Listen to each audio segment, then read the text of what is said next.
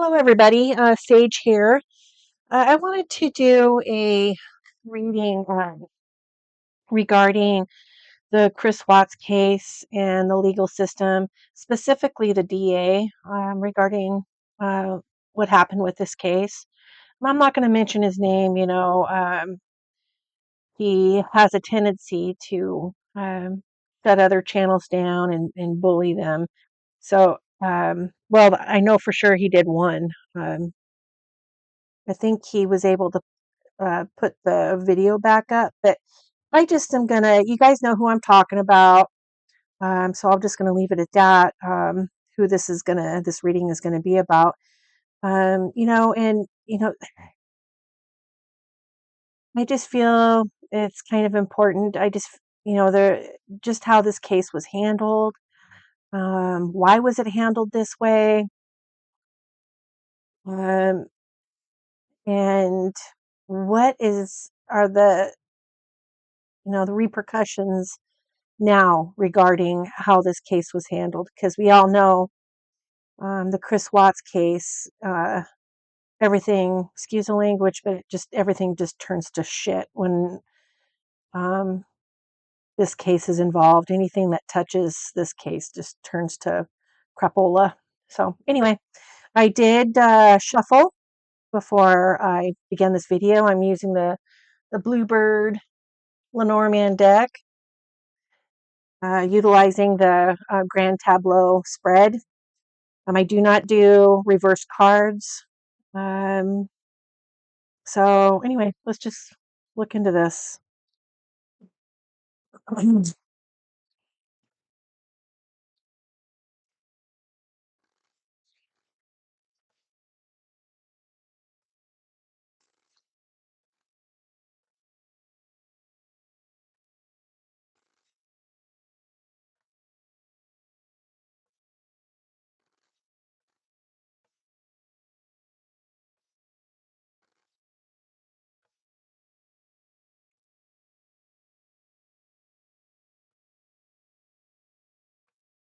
All right, check this out.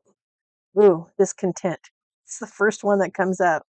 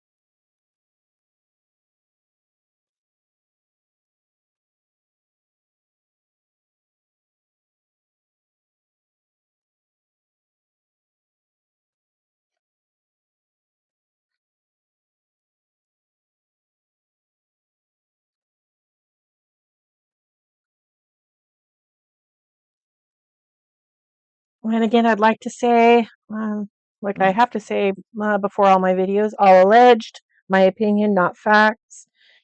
Also, I want to mention something. I stumbled across um, Shannan Watts's mom's YouTube channel. You guys, it she is so fantastic. Her channel is called Sandy's Kitchen, and she's got some. What she does is, she cooks and videos herself and gives these fantastic recipes, and just absolutely precious. Just a beautiful family. Um, Delicious recipes. And yeah, anyway, I would suggest um, going to her channel and checking her out. I'm going to put a copy of her, I'll put her channel in my comments section, not my comments, but by the title or whatever. I'll put it in there somewhere for you guys to check out anyway. Anyway, yeah. So I just have been obsessed with watching her videos. They're just fantastic. So, all right. Also, you can subscribe to mine if you'd like. Anyway, so first things first, I want to mention something here is great discontent. So, and the Bertrand, which is beating himself up. So there's even if and we all know who I'm talking about here. The DA. I'm not going to mention his name, full name, but the DA concerning the Chris Watts case, beating himself up, um, wanting to go back and redo things because you guys, he has you know he went the easy route when it comes to this case. He he um he had an easy confession from Chris Watts, and he had it, the trial in the bag. You know what I mean? Because he's going to plead guilty, right? And so he just decided, well, you know what? Everybody's just going to be super happy because he's going to jail, right? He wasn't thinking about uh, anybody else that could have been involved with this. He didn't even want to think about it, didn't want to look at that. And now, I got to tell you, this has tainted, regardless of what he wants to openly admit now, the Chris Watts case has tainted his reputation. Whether he wants to um, admit that to himself or to others, he will not admit that to others. I got to tell you that much. He has his ego will not allow that. Okay, but inside there's some turmoil going on, you guys. He's like wishing that he would have done things differently, for sure.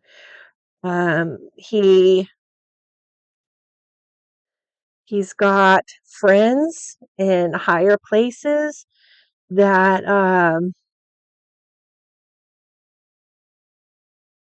aren't as eager.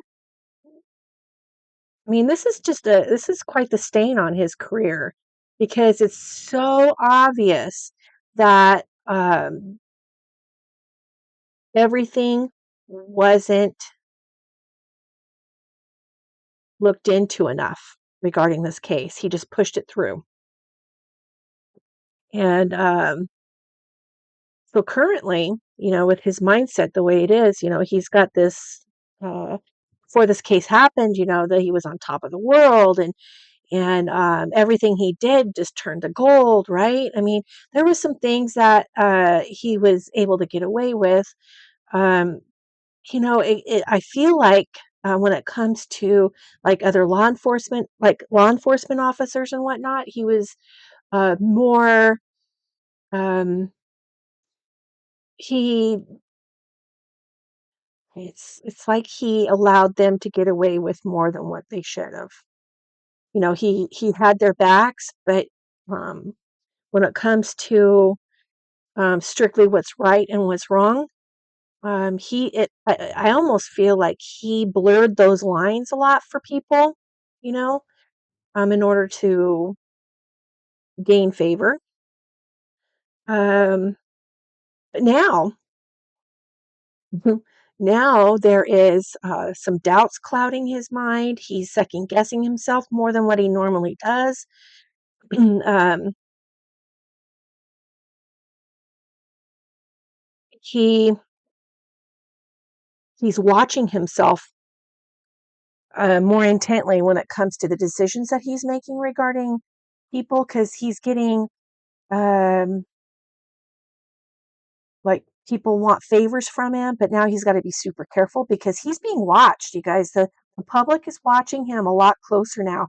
After the Chris Watts case, he's been like under a microscope more. He wants to just he wants everybody to obviously to just forget about all of that, right? But he didn't realize at that time how big it would be in the hearts of the people. Um, even just years later, 5 years later, it's just still not going to go away. And he's finally realizing that he's coming to that conclusion that this isn't going to go away. And now what do you do? Now what do you do? Well, you can't make any more mistakes, can you?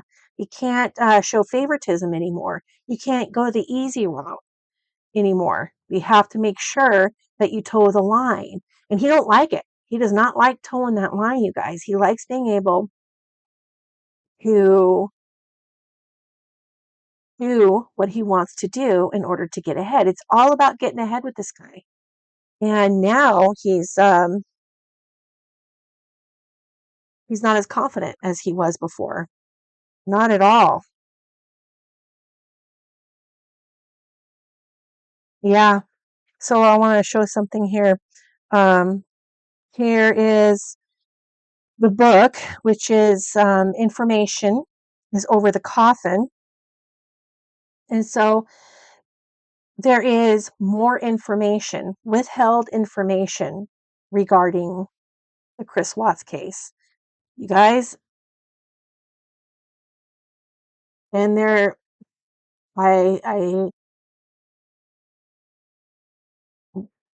when I do these readings, I have these little blips of like videos or pictures that enter my mind, and I see him sitting there sweating, right? He's just kind of like, um,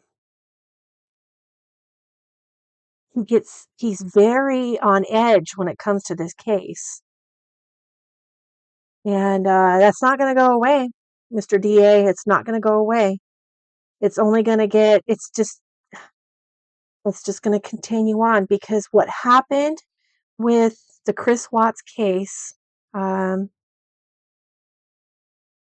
we all know it was absolutely horribly evil, disgusting, should not have happened, should not have happened. And everybody, um, that has a heart and a soul, they feel that injustice. And when he didn't look behind every rock when it came to this case, um, that put a lot of distrust in him from the people. I mean, he didn't realize, you guys, he just didn't understand um, at all. Not at all. Lots of doubts, not as much happiness, lots of talk. Um,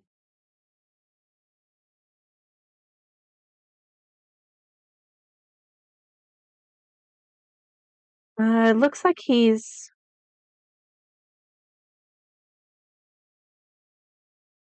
like overcompensating, if that makes any sense. So he knew he made a mistake, and it's kind of like an unspoken thing amongst his friends and whatnot. They won't mention the Chris Watts case. God forbid if they did, because he would he would just um it would be bad for you if you mention that case around him.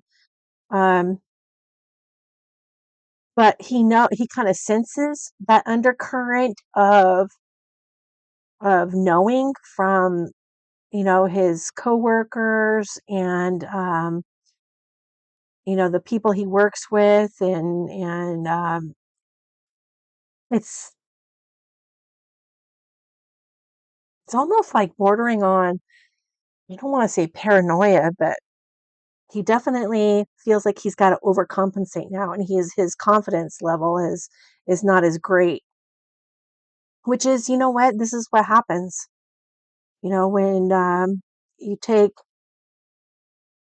the easy route. The guy, he didn't what really got me about him too is the fact that he didn't even I didn't feel anyway that he didn't know the girls, Shannan and her babies, and he said that they were doing cartwheels with their long blonde hair, and you know he didn't have long blonde hair. It was some interview. Oh, it was the interview that he did with his wife when she was doing that podcast. Is she still doing that podcast? I don't know. I haven't even looked into that, but I was taken back by his words regarding Bella and Cece, because I'm like, he didn't even know them. And I feel like he had spoken some, in my opinion, he had spoken some untruths regarding the death penalty. I feel like he said he had asked the family, but I feel like he got one of the parents mixed up with who wanted the death penalty and who didn't. He just didn't care enough. I feel like he didn't care enough to really pursue true justice when it came to this case. Just hurry up and get it done with is what he's thinking to himself, because it'll look good on my record, right? Because he knew it was very public, and with Chris Watts, with him confessing, it was so easy for him, right? It was just so easy. Let's just hurry up and get it done with, and we'll put it behind us, and easy peasy, right? It's just um, wham bam, we're done. And oh, he was giddy about it at the time. It's like, oh, this is great. Um, yeah, you know. But in the end, um, easy way definitely was not the best way for him at all. And you guys, I got to tell you, there's karma involved with this too.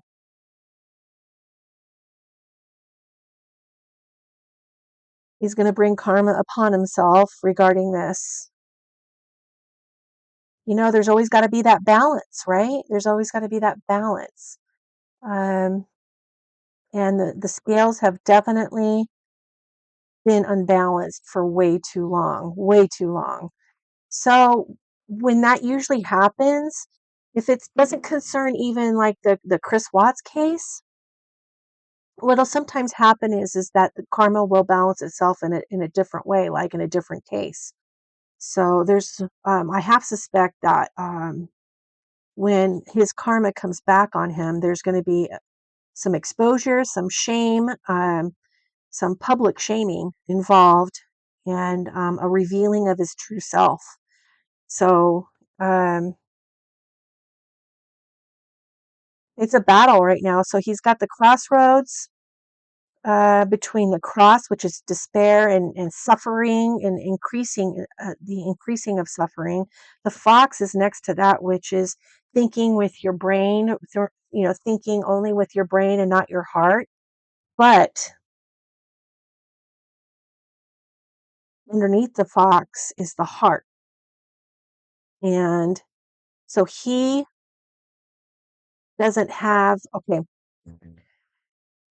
when you care about the families and the outcomes and true justice, you mesh the two. A true, um, you know, um, in my opinion, a true DA would not just follow his head. If you just did that, I mean, you would just put every case in a tidy little box and go by the book with each one. Well, that's not always the case, and that wasn't the case with this one. But that's what he did with it. Is he just was like, um, and I kind of have a tendency to feel that he doesn't utilize a whole lot of emotion. Now, I think the word narcissist is definitely overused. And I'm not going to call him that. I'm not someone that I'm not trained for that. But he's almost like cold-hearted, okay? And oh, excuse me, he only is looking for the outcome of things. Well, that's going to bite him. That's going to bite him in the hind end. And he'll he'll end up doing that again when he thinks he has another slam dunk. But he's going to think uh, in this particular case, and the next one that he's going to probably really mess up on is he thinks it's going to be a slam dunk. And he doesn't compare the two cases together. So he's going, oh, whatever, this is just whatever. It's not going to work out the way he thinks it's going to work out, and it's going to be bad. So, um,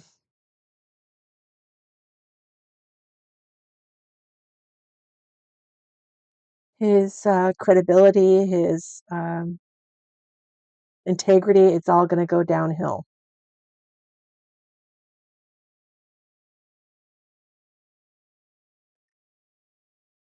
Uh, hmm. A snake is underneath the clover, which is the end of luck. So he was like on this lucky streak, and it's just not even it's not even there anymore. He's rigid in his opinions. He doesn't take others' opinions, and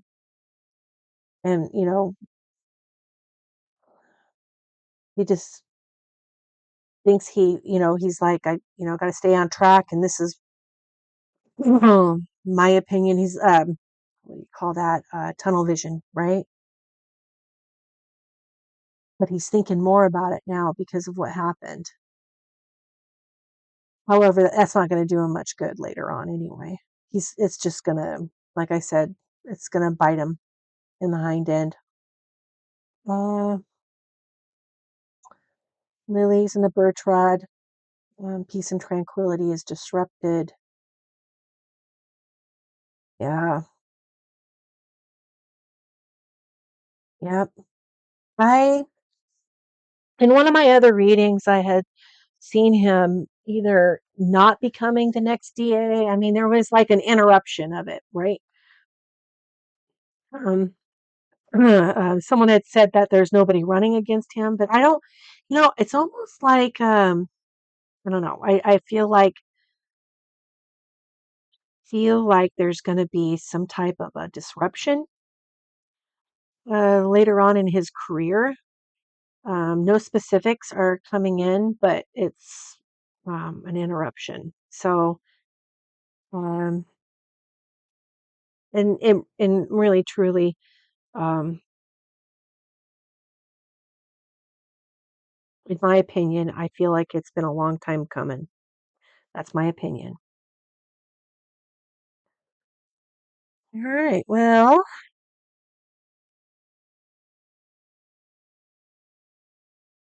yeah.